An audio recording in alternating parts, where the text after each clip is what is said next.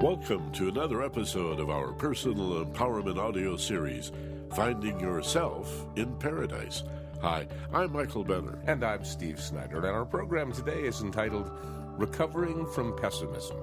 How to let go of your negative attitudes, your habitual patterns of thinking that things aren't going to work out, or bracing yourself just in case something bad happens and expecting that bad thing to happen. I mean, why wouldn't someone want to release their pessimism? Why would anyone want to hold on to a pessimistic attitude? And the answer, I think, is they're afraid if they try to release it and it doesn't work, they're going to feel like a jerk. You know, they're just afraid to risk feeling disappointment.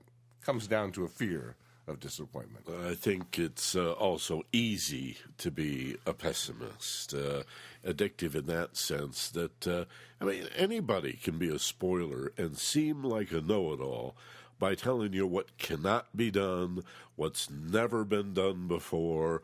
Oh, that's not the way we do things around here. We tried that once, that kind of stuff. It's not great leadership found in people that resort to that or come from that kind of a place. It's a very defensive place. These people mentally and emotionally, I think, live out of a belief system that they're backed into a corner and they're constantly defending and protecting and everything is negative. And so we get this crazy bias, Steve, that pessimism is somehow a realistic point of view. People will even say, I'm not a pessimist, I'm a realist. Well, why is expecting the worst instead of the best more realistic than expecting the best? Why can't that be just as realistic? And the pessimism, the fanciful distortion, or the pie in the sky. Well, there is a reason, actually. I've always thought that was really odd. Yeah, there's a real good reason. If you think about it, if you're a pessimist and you're expecting things to go wrong, you're going to find a way to make things go wrong. It'll be a self-fulfilling prophecy. You'll blow it somehow. You'll sabotage, self-sabotage. You'll oversleep that important meeting. You'll forget to sign that critical check. You'll figure something out. You can always find a way to blow it. You can always guarantee failure. You can always find a way to throw a monkey wrench in the works. But the other side of the equation is you can't always guarantee success. I mean, you can do everything right, you can do everything perfectly right, and the economy could fail, or somebody could move in and cross the street as a competitor, or one of your employees could do something and sabotage you. You could do everything right and still not succeed. So the thing is, the pessimist has one thing going for them for sure. They have one guaranteed moment of happiness in their life, the moment where they get to say, see, I knew it wouldn't work, I told you so. Pessimists live for that one guaranteed moment of, I told you so. Optimists don't have that. I mean, there's no guarantee it's going to all work out. But the difference is, the pessimist has a terrible time on the way to finding out that they're right, and an optimist has a wonderful time on the way to finding out if they're right. So, in a way, this bears on the need to be right that so many of us confront and then eventually decide, I'd rather really understand. I'd rather understand you than be right. Actually, I'd rather understand me than be right. And that's a huge shift in maturity. When you get that, that's a huge maturity shift.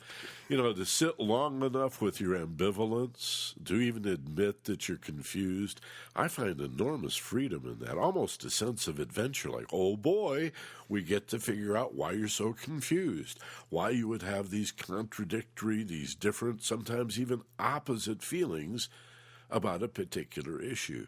But again, the pessimist, he or she, I think, is going to find that terrifying. Again, I get this feeling of being backed into a corner and having to defend my worldview, politics and religion, where people just go totally into this emotional, what's really like a fight-or-flight response, isn't it? Yeah, pessimists do get that one guaranteed moment of happiness, that I told you so moment, that, you see, I knew it wouldn't work.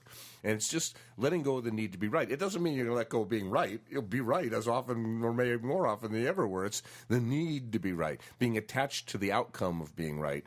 If you have to be right, then you have to go for unhappiness because you can't guarantee success. You can't guarantee failure. And that's going to lead to a lot of unhappiness. We think pessimism is a response to a program that we get early in our lives that risking disappointment is a very bad thing to do.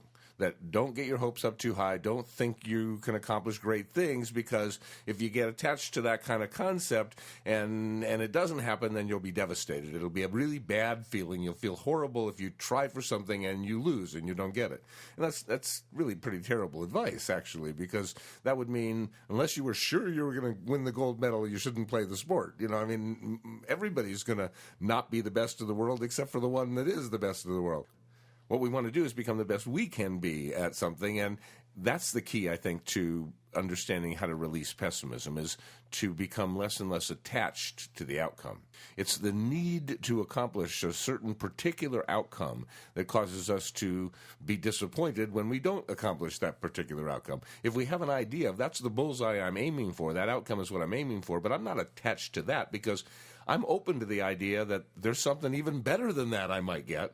And I'm also open to the idea that there's something that I might get that doesn't quite appear to be as good as that, but actually has within it the lesson I need to learn so that I can really appreciate that when I finally do get it. Not being attached to the outcome, like high intention, I'm aiming for this thing, but whatever I get, it's going to be great. Whether it's better, whether it looks a little bit worse, whatever it is, whatever I get, it's going to be great. I'm just going to give it my all and get as close as I can to that actual bullseye. This is actually quite a profound concept. I was thinking, as you began to develop that, along a parallel track, actually, about how a pessimist seems to be viewing success as a destination, a terminal, the last stop on the line. Like, you've succeeded. And then you look around and, well, now what?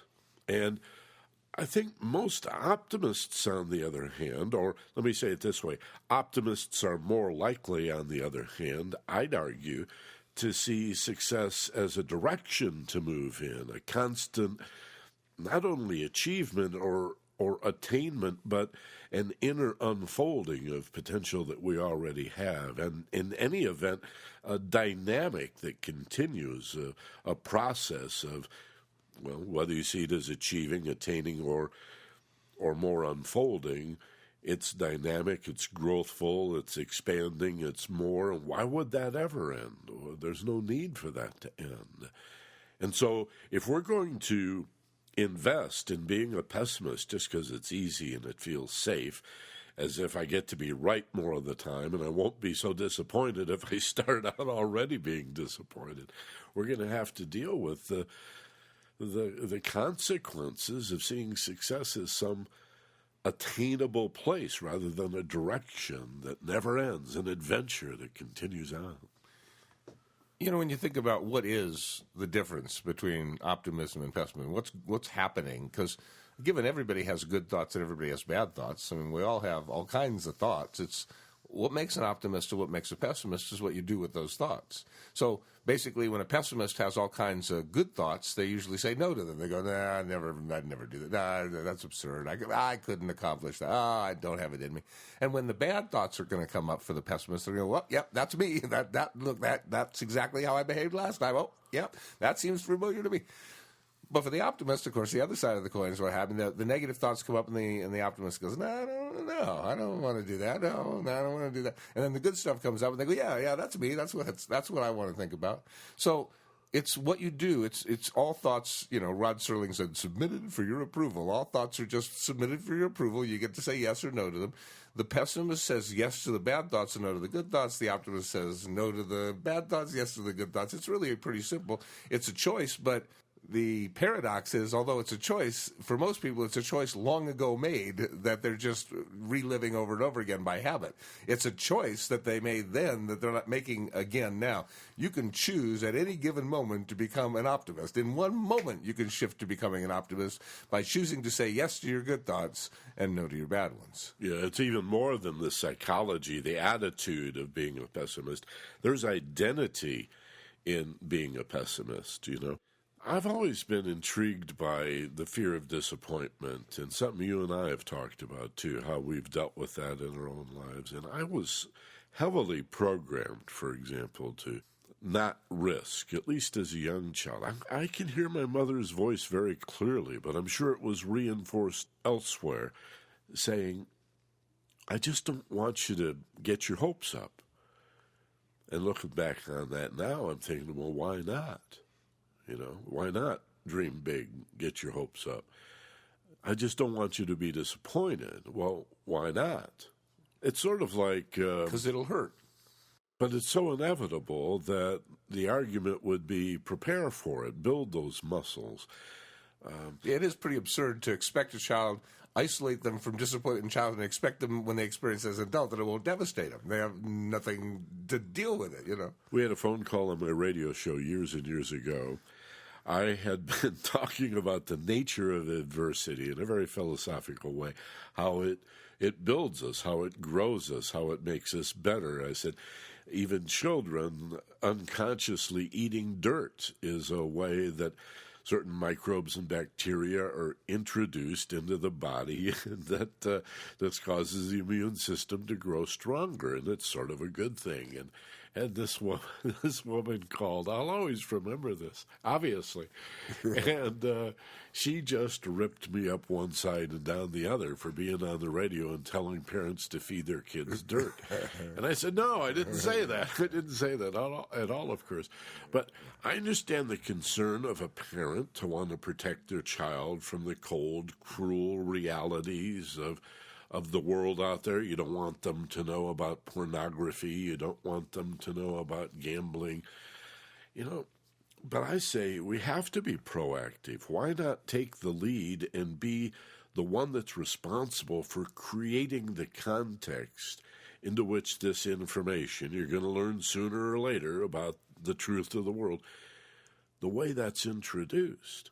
I mean, you don't want your kid to get addicted to gambling any more than you want him to get addicted to pessimism, but I think he should know about the shell game, 3-card Monte, especially if he's going to New York for the weekend. And infomercials, too. They should know, don't take the credit card. And, Yeah, just those things that we learn in life, often the hard way. We could learn those in a smarter, more elegant way if our parents would teach us, but again, they want to protect us from the realities of it.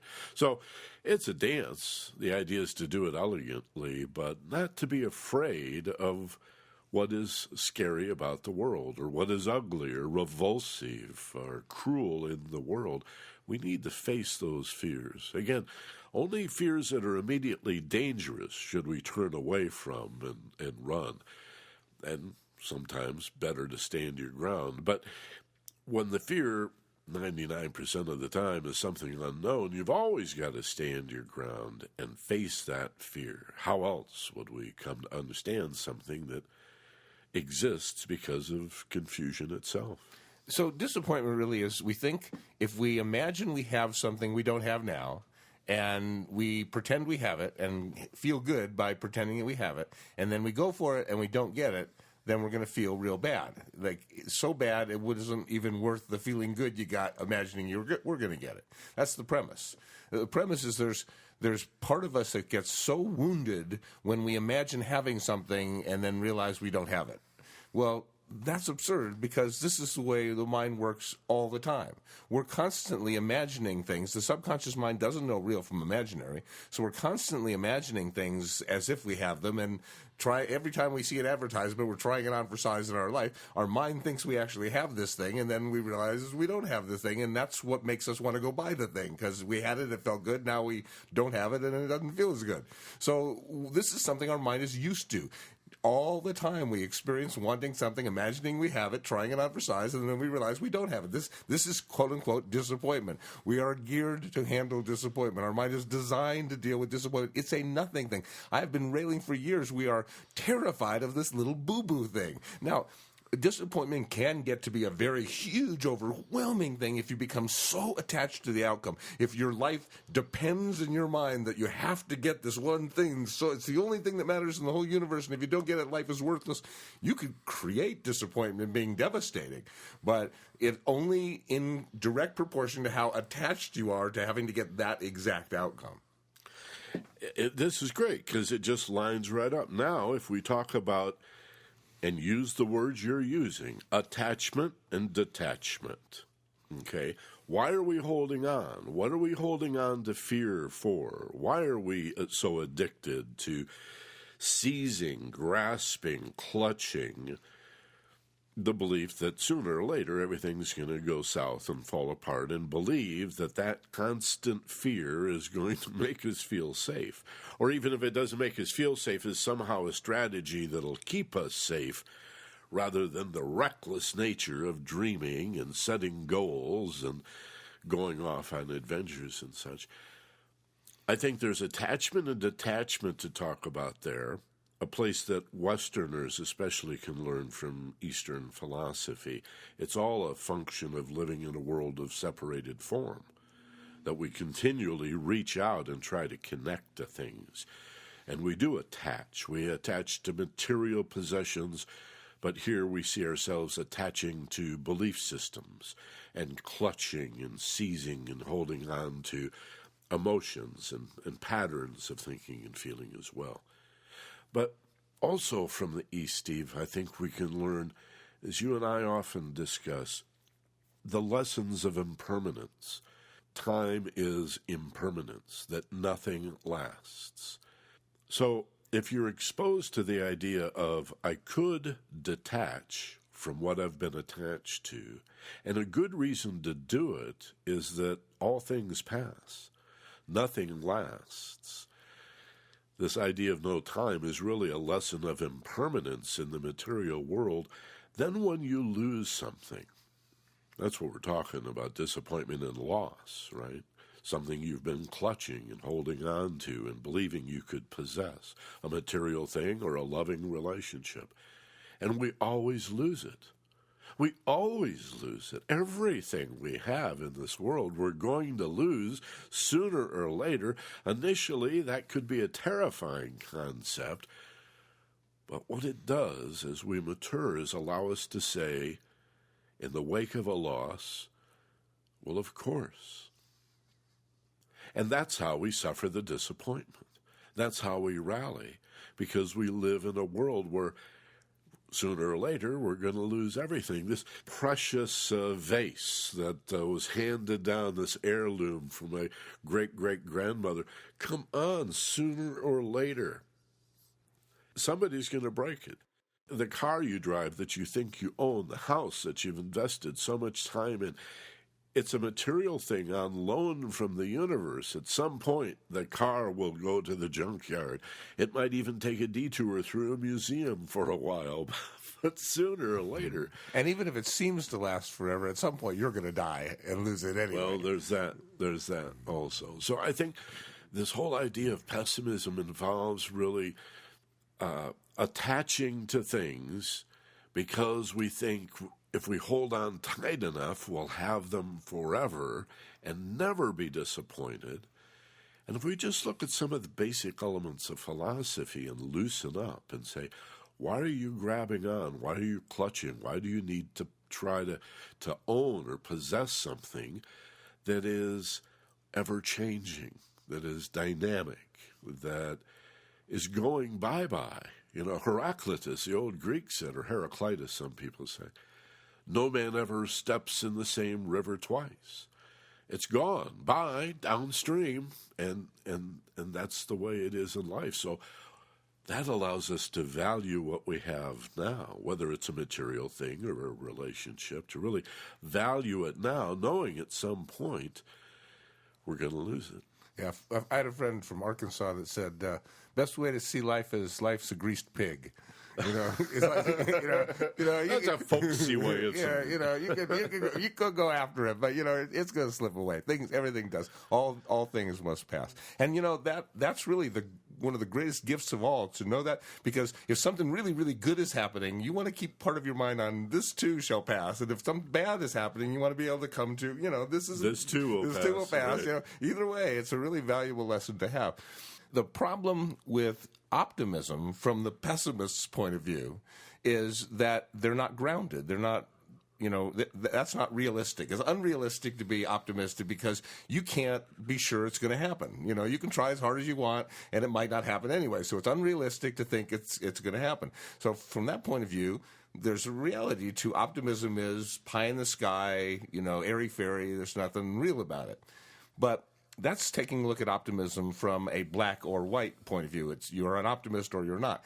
There's a big range of optimism, all the way from Pollyanna optimism, which is, I believe, nothing bad's ever going to happen, to what you're hearing most CEOs these days say about the economy, I'm cautiously optimistic. You can be very cautiously optimistic. You can be very conservatively optimistic. But the bottom line is, pessimism is expecting bad things to happen and focusing your mind on those bad things, and that tends to attract them. And optimism, whether it's, I think there's a good chance something really wonderful is going to happen, but even if something significantly less than that, even if there's something that didn't seem all that great, I'm going to find a way of doing something with it. There's a pony in there somewhere. No matter what happens, good or bad, I'm going to find the lesson in it. I'm going to learn something from it. I'm going to grow because of it. So an optimist thinks, no matter what happens, I'm going to make the best of it. And a pessimist thinks that the worst is going to happen.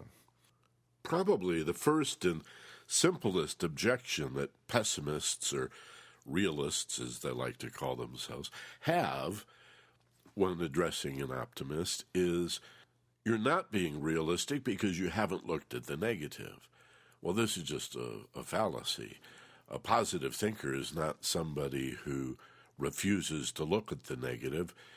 He is, one definition is a line I got from you, somebody who always does something positive things with any thought, right? That's the key, isn't it? Yeah.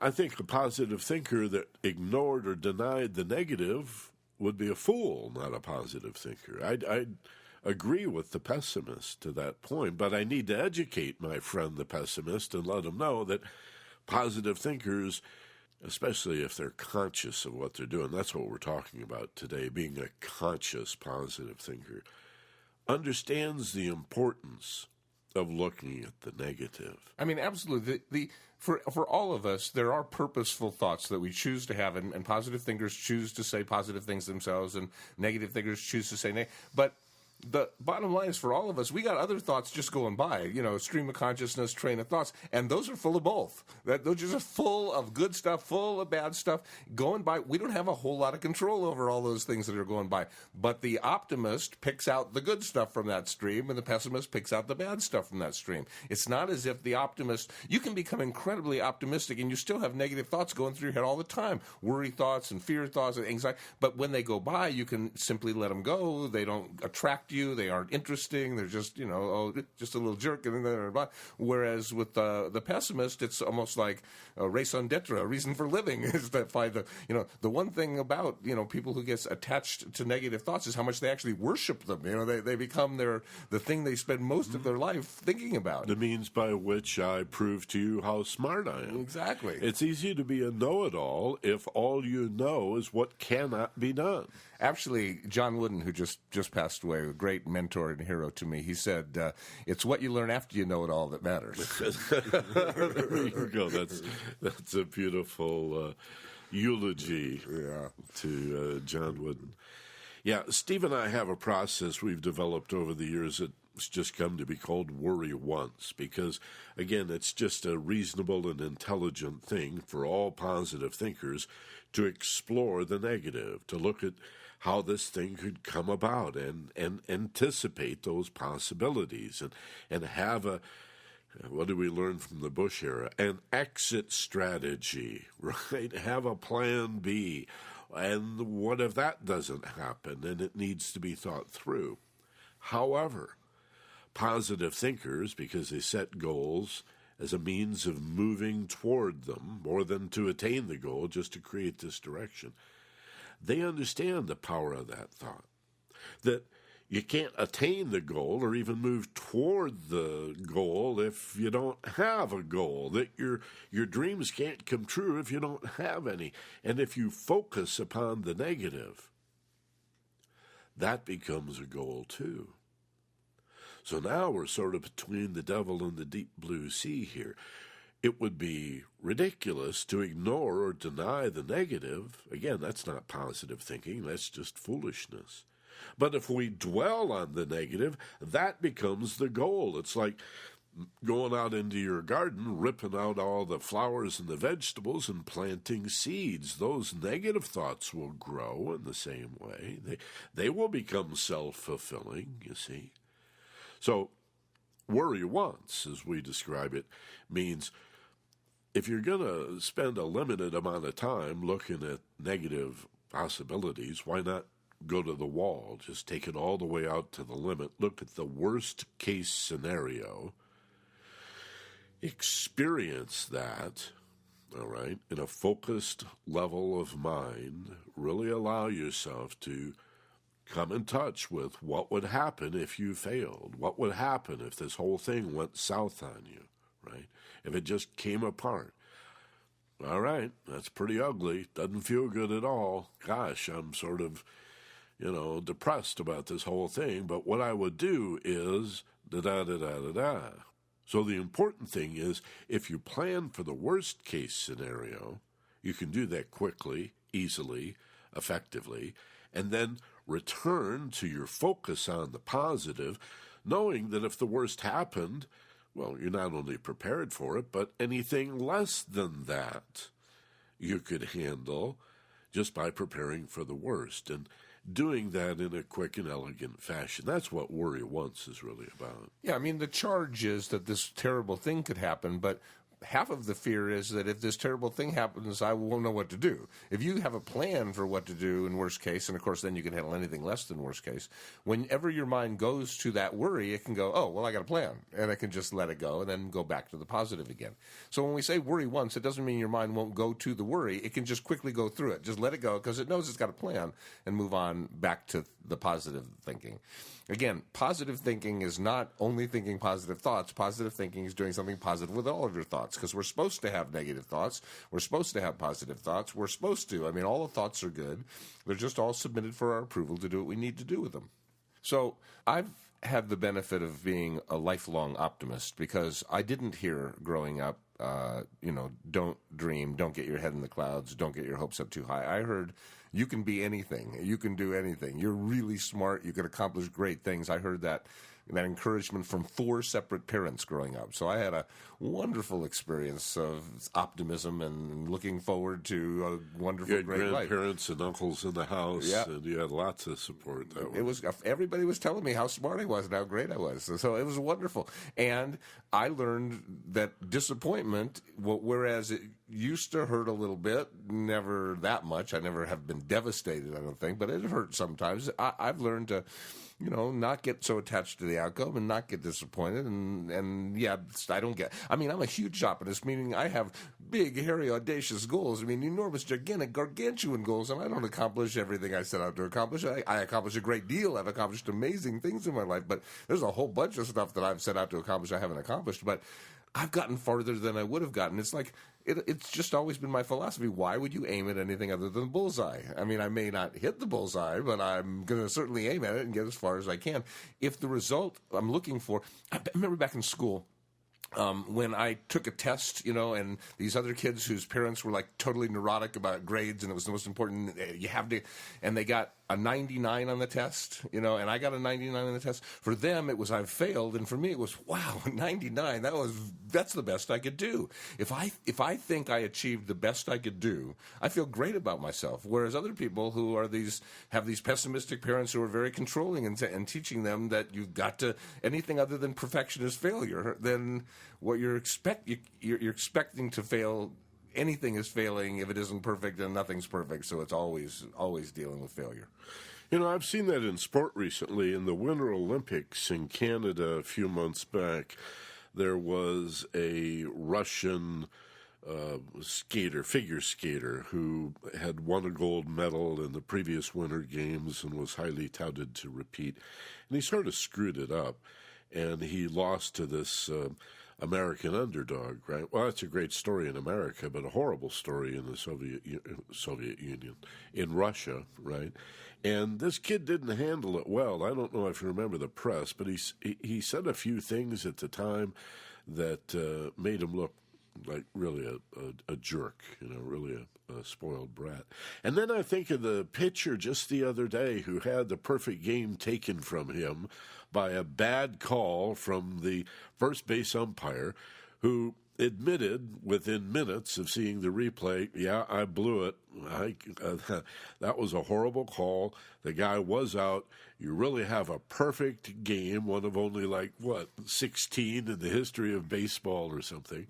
And it was just horrible. And the pitcher, he was so magnanimous. He was so forgiving. He was so, oh, that's okay. I mean, I just thought, beyond pessimism, in optimism is a freedom and an ease and a grace in which we can live and accept things as they are without having to have all the answers, and then being, as you say, disappointed or angry or even vengeful when you don't get your own way. This is the profile of a spoiled child, and yet there are so many adults with this sense of entitlement that I found it really refreshing. And I noticed even the media commented on how unusual it was for this baseball pitcher to be such a good sport, if you will, about the whole thing. Apparently, he clearly didn't have any time to get attached to the outcome. He had no idea this was going to happen. And to me, I think I'd be the same. I mean, what an incredible game I just threw. Regardless of you call it perfect or not, I just threw the best game I've ever thrown in my entire life. And so it's is the glass half full or is the glass half empty is the classic definition of an optimist. To me, of course, it's more, is the glass overflowing or is the glass, emptying down? But we can choose to see it. He could have chose to see that experience as a wonderful or a terrible experience. He could choose that. And that's the difference. You see, the optimist chooses feeling safe and the pessimist chooses to brace for fear. The optimist chooses to allow and let go and whatever happens, and the pessimist needs to direct the outcome in a certain particular way. One releases, one holds on. That's the difference. And it's all about choosing love or fear. Optimism is about choosing love. Pessimism is about choosing fear, and the paradox of the only way I can feel safe is to stay on alert, on edge all the time, bracing for fear 24/7. That's the only way I can feel safe. It makes no sense. Is absolutely illogical. And the concept that I am safe, I mean, I can feel safe, not 100% of the time, but in the high 90s, I can feel safe.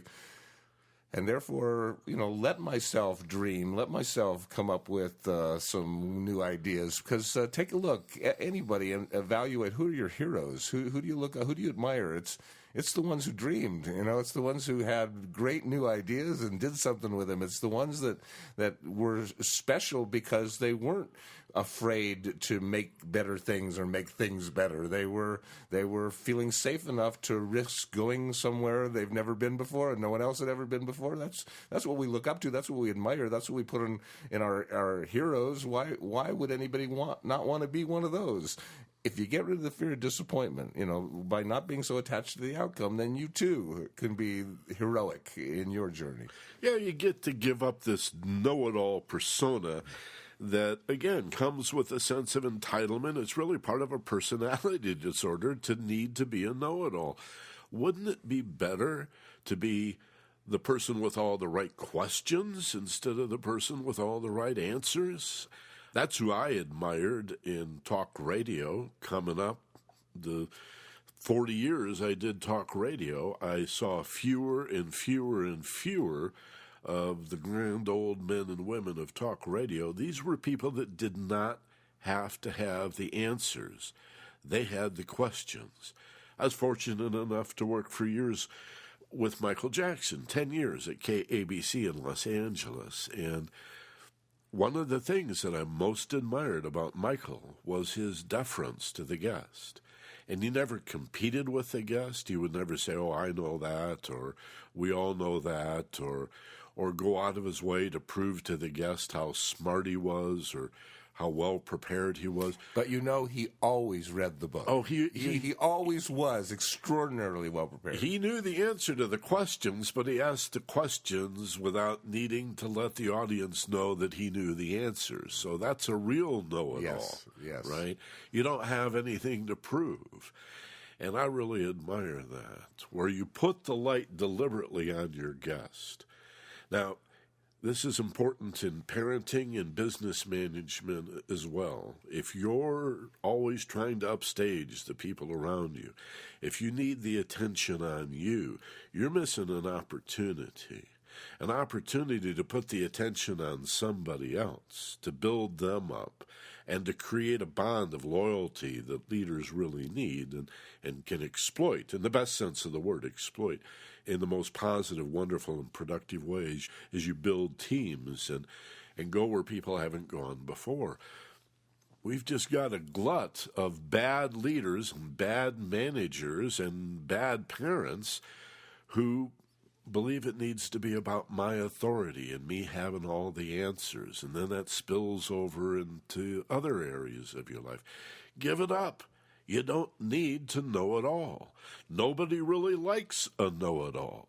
Know-it-alls tend to be pessimists because then they get to be right all the time. And again, what's it say about you that you're the one that always knows why this can't work and that'll never happen, and you're foolish to believe that? What if you just gave that up and began to wonder and began to dream? And again, balance it, as we said, with a worry once. And what we can all admit is some sort of flexible dynamic where we explore the negative and anticipate the possibility that this will come apart. But nevertheless, at some point, we raise our gaze. I think of that as like looking down briefly at the dashboard of your car to make sure everything's okay. But then you lift your gaze quickly to the horizon again. That's where we need to keep our attention. Every once in a while, look at the area of the highway just in front of your car and then down at the dashboard just to be sure everything's okay. Do your little due diligence in your negative thinking, but then raise your gaze. 90% of the time we're looking at where we're going, we're looking at the goal, we're looking at the desired outcome. And if 90% of the time what you're looking at is what you're worried about, that mind thinks that is the desired outcome. You know, I just got back from doing a 2-day focused passion speed reading seminar in San Diego, and one of the corporate executives there said, you know, I'm an optimist, I've always been an optimist, but what do you do with pessimistic employees? How can you change them into an optimist? I mean, how do you deal with pessimists? Send them this program. Yeah, well, that's one of the reasons this program came up as a topic. But what I told him was simply this: when you're dealing with negative people, when you're dealing with pessimists, what you need to do is get on their side. So you need to find something to agree with.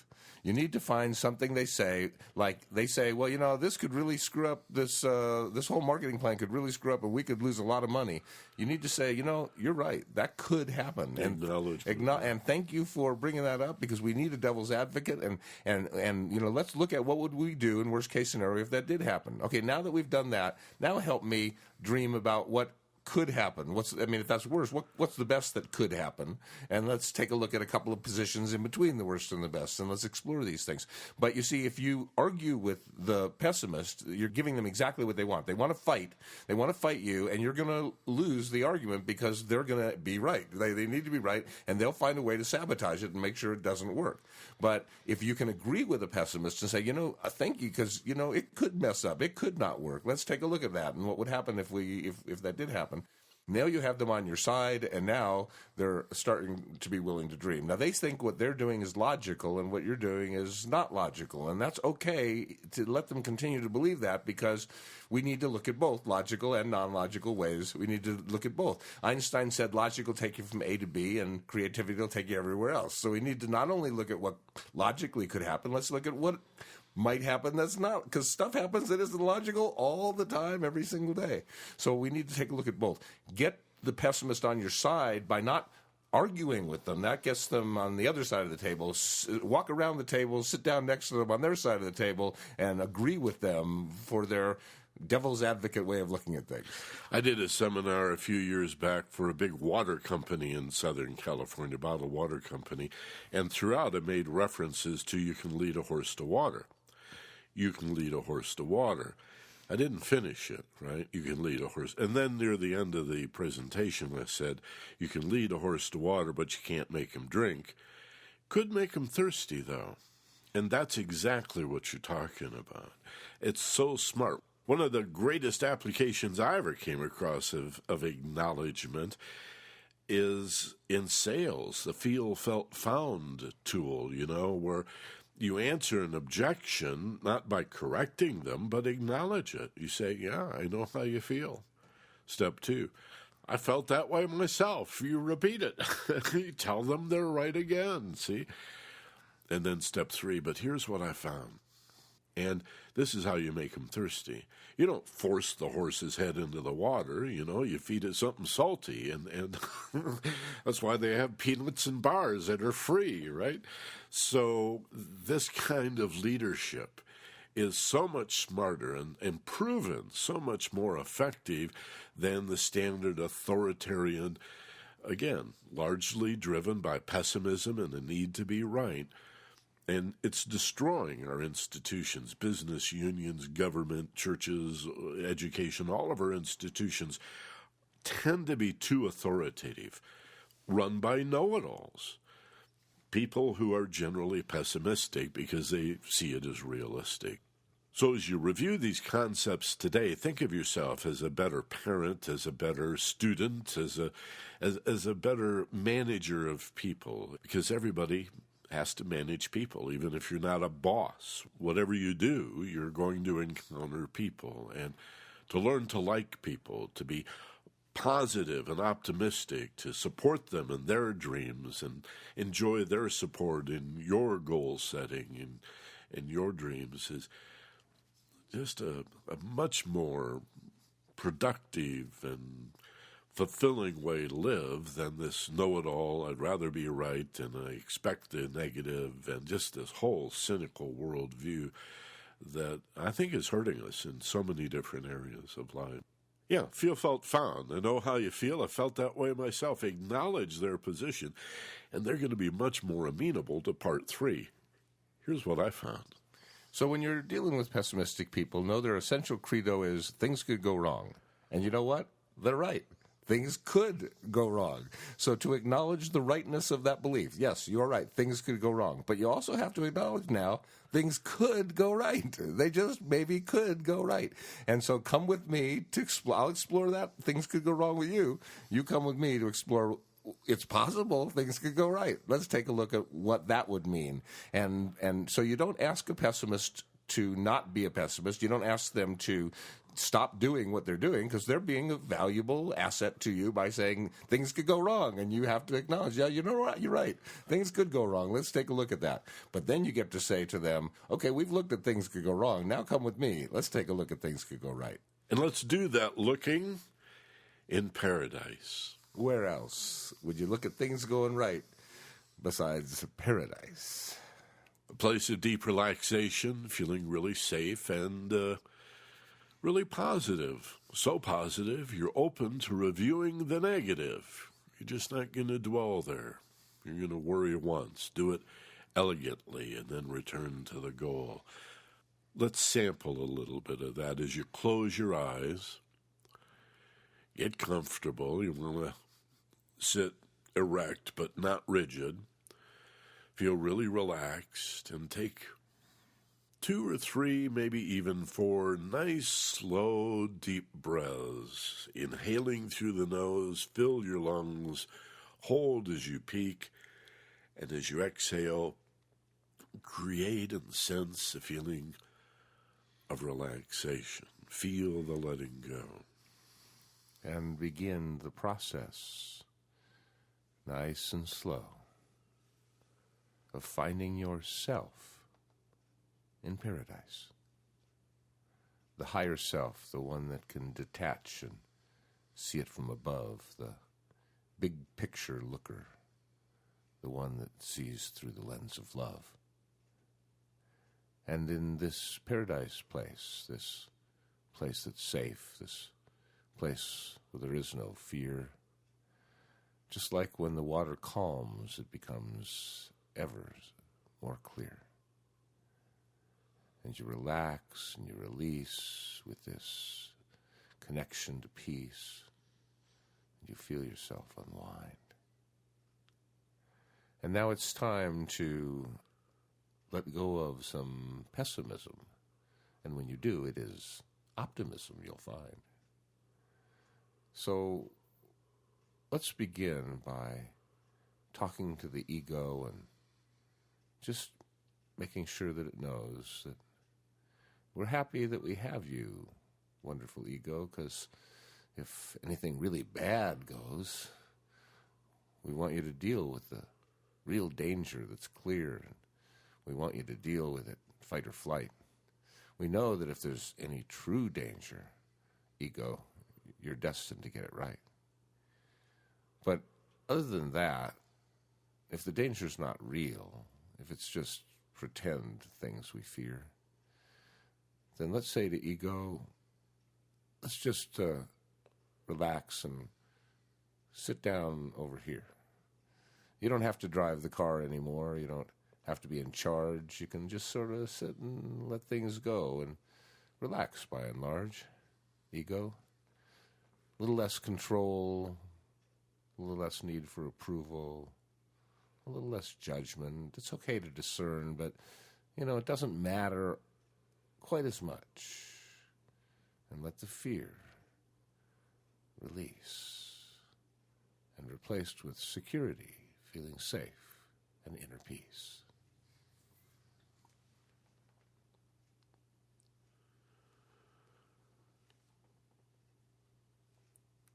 The individual who is pessimistic and invested in that negative worldview is always an individual who is identified with their ego.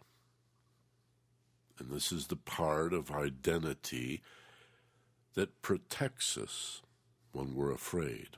Whether the danger is real or imagined, its job is to protect you from something that is not you in a world of separated form. There is a higher self, a self that tends to be much more optimistic, though it's willing to explore the negative. It does this from an elevated point of view, somewhat detached, and therefore more mindful, even more aware. Putting the negative into context and making the necessary adjustments or modifications before returning to its vision of a desired outcome or goal. So as the higher self, imagine having climbed a hill or a mountain and with your elevated perspective looked down upon the cities and the valleys below you. From this higher perspective, you manage the ego and its negative, pessimistic traits, as you would manage a small child or even a wild animal that you're training and domesticating. But the bulk of your time, you raise your vision. As Thoreau said, build your castles in the sky and then put foundations under them. Dream a dream, a goal, a desired outcome, or a result, so you have a direction to move in. You can change your mind later. In fact, as you approach and gather more information, it's likely you may modify the goal. That's what a positive thinker does. A pessimist is still down here in the dirt, invested emotionally in what can't be done, what won't happen, what never happens, at least for me, trying to find some safety in failure. And instead, you dream your dreams. And if something happens that you fall short, you learn. You see it not as failure or a mistake, but an opportunity heaven sent to allow you to readjust and move with greater precision in a direction that you now understand even better, toward a goal that you see even more clearly. The higher self, the self that rules in paradise, is an eternal and infinite optimist.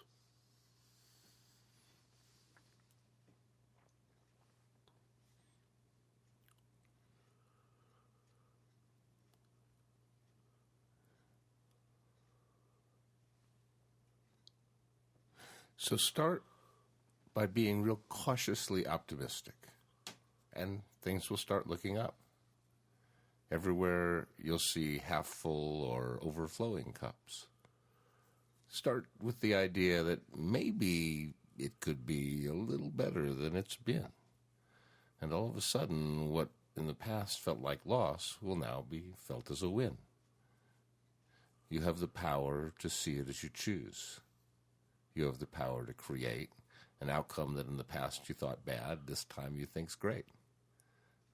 That's where the power is, not in what happens, but in what you do when it comes in your life.